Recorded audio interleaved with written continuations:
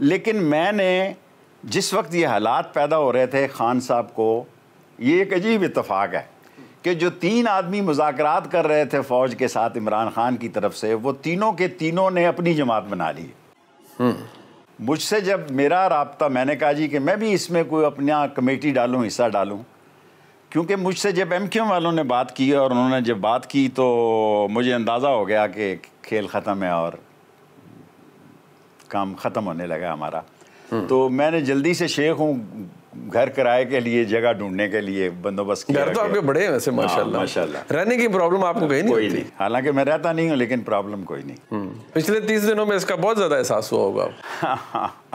घर घर ही होता है, घर घर ही होता है, सही। और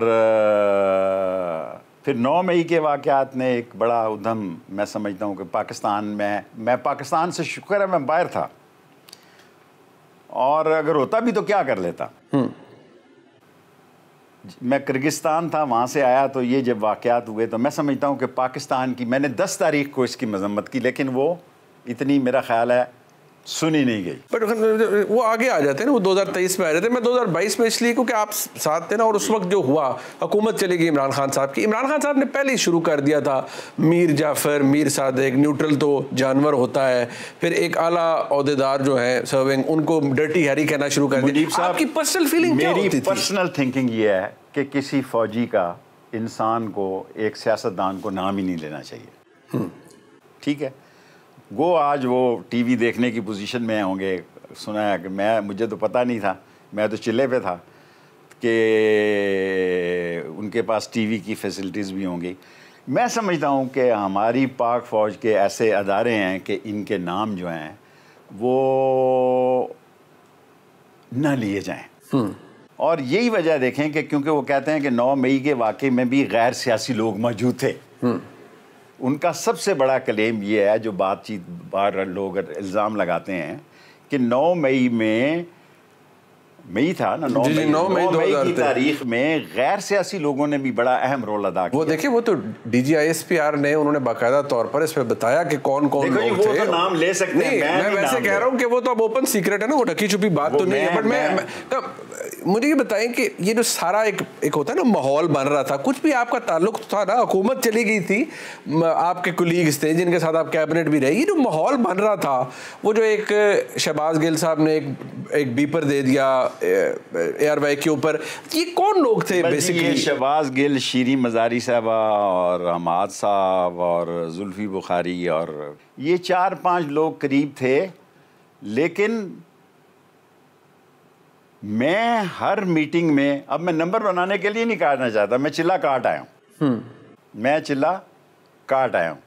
मैं ईमानदारी से ये समझता हूँ कि इस मुल्क में, ये मुल्क अदारों के बगैर, किसी का नाम नहीं लेना चाहता, अदारों के बगैर ये मुल्क ना चल सकता है, ना इस मुल्क में इतनी सख्त रह गई है हालात और वाक़यात में, इस मुल्क की जो इकॉनमी डिज़ास्टर है, जो हालात हैं।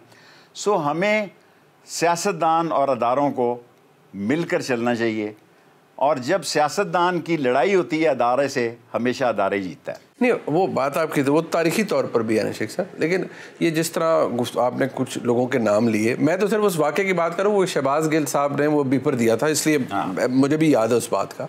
और मैं बहसीयत एक पाकिस्तानी खुद भी कई दफ़ा कहता रहा कि पता नहीं उनको इस आग में किसने झोंका। बट सवाल ये है कि ये माहौल आपको कब बनते हुए नज़र आया तहरीके इंसाफ के अंदर? मुझे पता है आप उनका हिस्सा नहीं थे, बट नज़र तो आ रहा था ना। देखिए, मैं अमली तौर पर अगर आज ये बात कहूँगा ना, तो ये अच्छा नहीं लगेगा, लोग समझेंगे शायद मैं कोई या डर गया हूँ या कोई ऐसा मसला है, या नहीं। आप अपने दिल की बात सुनें, सच बोलें। मैं अपनी दिल की बात आपको कहना चाहता हूँ कि हमारी जो, अगर जो सुन भी रहे हैं उनके लिए भी कहना चाहता हूँ कि हमारी जो लड़ाई जो है इनसे बनती नहीं थी, एस्टैब्लिशमेंट्स, और मैं कहता भी रहा। तो आगे से क्या जवाब मिलता था जब आप कहते थे कि यार ये ना करें? कहते ऐसे कहते होंगे ना? ऐसे ही कहते थे। मैंने किसी ने मुझसे रब्ता किया कि शेख रशीद तू भी इस बात में क्यों नहीं पढ़ता। मैंने खान साहब से इजाज़त मांगी। मैंने कहा जी जहाँ ये वो 3 बंदे जो मुज़ाकराती टीम थी, तीनों ने अपनी पार्टियाँ बना ली हैं। जो खान साहब, परवेज़ खटक साहब थे और दूसरे लोग थे, उन सब ने अपनी पार्टियाँ बना ली हैं। तो मैंने कहा जी मैं इसमें कोई रोल प्ले कर सकता हूँ, मैं पिंडी का नुमाइंदा हूँ। पिंडी का जो बंदा होता है उसका कोई ना कोई ट्रिपल ब्रिगेड के किसी ना किसी अफसर से ज़रूर राब्ता होता है जी, एजेंसी से ज़रूर कोई ना कोई राब्ता होता है उसका, फ़ौज में कोई ना कोई रूट ज़रूर होता है कि वो अपनी बात बनाए और बात चलाए। मैंने ये कहा जी कि मैं अगर आप इजाज़त दें तो मैं बीच में बात पढ़ूं, और वो सुन रहे होंगे। उन्होंने कहा नहीं आपने इसमें नहीं आना है। मैं आज भी समझता हूँ खान साहब ने आपको मना किया कि आपने इस मुज़ाकरात में नहीं आना। ये 3 बंदे आपने ऑफर किया? मैंने 2 दफ़ा ऑफर किया। ठीक है, मैंने 2 दफ़ा ऑफर किया जी कि मैं भी इसमें, मेरा हल्का इंतखाब है। देखें मैं वोट मांगने जाऊं, अगर सिर्फ फौजी मुझे वोट दें तो मुझे इलेक्शन लड़ने की ज़रूरत ही नहीं है।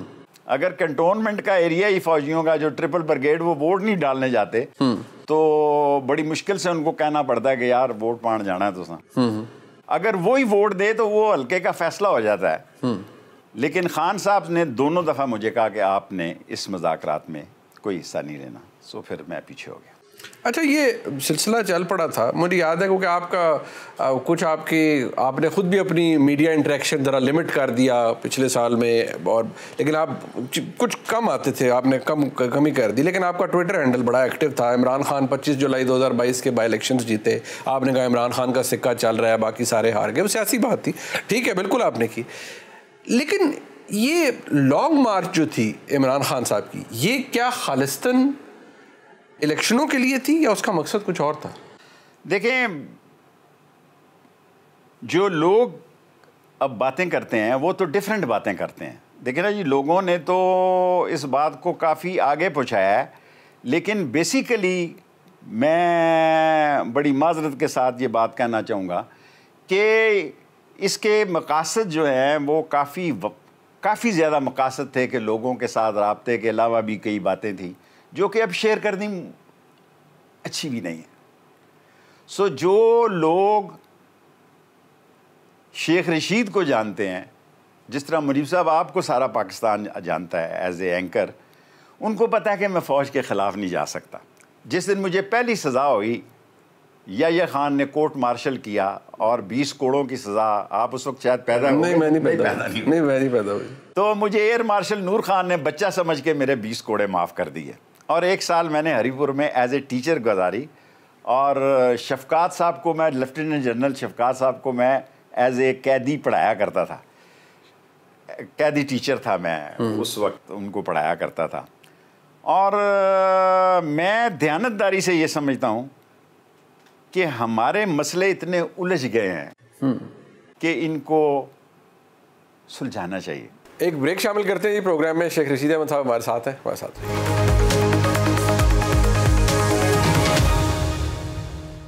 शेख साहब, बात यह है कि अब क्योंकि आप इंटरव्यू दे रहे हैं, मुझे इस बात का एहसास भी है कि आपकी बॉडी लैंग्वेज से लगता है कि आप, एक ताल्लुक़ होता है, वज़ादारी होती है, किसी के साथ काम किया होता है, किसी के साथ एक सियासी कुर्बत रही होती है, तो इंसान को तकलीफ़ भी होती है। लेकिन कुछ बातें ऐसी हैं जो कि या हैं या नहीं हैं। इमरान खान साहब को के बारे में ये उनके जो मकासद थे उस लॉन्ग मार्च के, उन्हें क्यों ये शौक़ चढ़ा कि वो जनरल आसिम मुनीर साहब को बहसियत आर्मी चीफ बनने से रोक? ये क्वेश्चन आपने किया है। मैं समझता हूँ कि आसिम मुनीर को छेड़ना ही हमारी गलती थी। मैं as a political worker, Bajwa 2 दफ़ा रह गया था, तीसरी दफ़ा भी होता तो क्या मसला हो जाना था। ये ना होता या आसिम मुनीर साहब होते। फौज तो मौजूद है ना? फौज तो मौजूद है। सो आपने जो सवाल की रूह पकड़ी है कि आसिम मुनीर के वक्त में ही हमारे ख़िलाफ़ ये बातें, जब आसिम मुनीर साहब की ट्रांसफ़र हुई, आसिम मुनीर साहब की जब ट्रांसफ़र हुई, ट्रांसफ़रें भी फ़ौज में होती रहती हैं, कोई मसला नहीं, ऐसा कोई बड़ी नॉर्मल बात है। फ़ौजी नहीं महसूस करता, जनरल नहीं महसूस करता कि मुझे यहाँ भेजना है, वहाँ यहाँ भेजना है। लेकिन जब वो हुई, उसी वक्त से ये बात चलनी शुरू होगी, क्योंकि आजकल तो कंप्यूटर में सारों के रैंक लिखे होते हैं कि ये 6वें नंबर पे है, ये 5वें, जिस तरह जजेस के लिखे होते हैं, और जितने टॉप पे होते हैं वो सारे एलिजिबल होते हैं। हाँ, तो वो एलिजिबल भी थे और टॉप पर भी थे। सो लोगों ने उस दिन से बातें बनानी शुरू कर दी। सो मैं आपके इस सवाल का मुख्तसर तरीन जवाब ये दूंगा कि हमारी गलती यहीं से शुरू हुई जो हमने आसम मनीर का आपकी खाम खा ऐसी आ बैल मुझे मार वाली। इमरान खान साहब ने कहा कि मैं उनके साथ काम नहीं कर सका जब वो DGISI थे। वो बात अब ओपन सीक्रेट है। उन्होंने बैसियत DGISI अपने प्राइम मिनिस्टर को बताया कि जी ये सारा कुछ हो रहा है पंजाब में, और इसमें मामला कि आपके मामला अहल खाना तक भी जाता है। ये इस बात को इमरान खान साहब ने डिनाई नहीं किया। इस बात को मैं बैसियत साफ़ी 1000 जगह कर चुका हूँ, इसका कोई डिनाइल नहीं है। चले ट्रांसफ़र भी आपने कहा नॉर्मल बात है, लेकिन कोई इस हद तक चला जाए कि जी मैं प्राइम मिनिस्टर भी नहीं हूँ, लेकिन मैंने एक पूरा एक साजिश का हिस्सा बनना है, या मैंने एक पूरी कोशिश करनी है कि इस शख्स को मैंने आर्मी चीफ नहीं बनने देना। ये शेख साहब आपने बड़ी साजिशें देखी होंगी, आपने हुकूमतें बनते बिगड़ते देखी होंगी। मैं बाज़ का गेट नंबर 4 के बाहर खड़ा होता था जिस वक्त अभी को पता ही नहीं लग रहा था कि नया आर्मी चीफ कौन आ रहा है। सो बाज़ का मैं मुजीबुर रहमान शामी साहब के साथ जब ज़ियाउल हक का फैसला हो रहा था तो नाम ही नहीं पता लग रहे थे क्या हो रहे थे। मैं ये समझता हूँ कि हमें सियासतदानों को ये इस काम से बाहर निकल आना चाहिए। ये फ़ौज का मसला है, फ़ौज को करने देना चाहिए। कौन सीनियर है कौन सीनियर नहीं है, क्या मसला है क्या मसला नहीं है, और उन्हीं का दर्द सर रहना चाहिए। हमें इससे दूर रहना चाहिए, हमें इससे दूर रहना चाहिए। आप यकीन जाने कि मैं इलेक्शन के दिनों में एक हल्का जिससे मैं लड़ नहीं सका पहले, वो सारा मेरा आर्मी का ही हल्का था। उन्होंने मुझे कहा कि शेख साहब हमारा फ़ैसला एक होता है। मैंने कहा जी यहाँ भी फिर आप तो रिटायर हो चुके हैं सारा। उन्होंने कहा यहाँ भी हमारा फ़ैसला एक है कि हम आपको वोट देंगे। सो मैं अपनी इस सारे दौर में समझता हूँ कि हमने जो गलती की वो इस काम में खामखा अपने आप को मुलव्वस करके की। बट शेख साहब खामखा तो कुछ भी नहीं होता ना। आपको देखें होप होती है, पता नहीं होप क्या, देखें आपका ख्याल में, आपके ख्याल, मुझे पता है आप क्या मुझसे पूछना नहीं, मैं पूछ शेख साहब मेरा काम थोड़े को पूछना, थोड़ा काम है जवाब देना। बिल्कुल, आपने अगर नहीं जवाब देना आप खामोश हो जाओ। ठीक आप पूछ रहे हैं कि उनके जो दोस्त रुफका है उनका ये ख्याल था कि अंदर भी हमारी बड़ी से है, अंदर भी हमारे लोग मौजूद हैं, अंदर भी हमें अगर हम पहुंच जाएं तो सपोर्ट मिलेगी। कभी ऐसा नहीं हुआ फ़ौज में। मैं स्कूल लाइफ से, मैंने आपको बताया, सबसे पहला कैदी हूँ जिसने याह्या खान का कोर्ट मार्शल, पहले दिन ही मेरा कोर्ट मार्शल हुआ।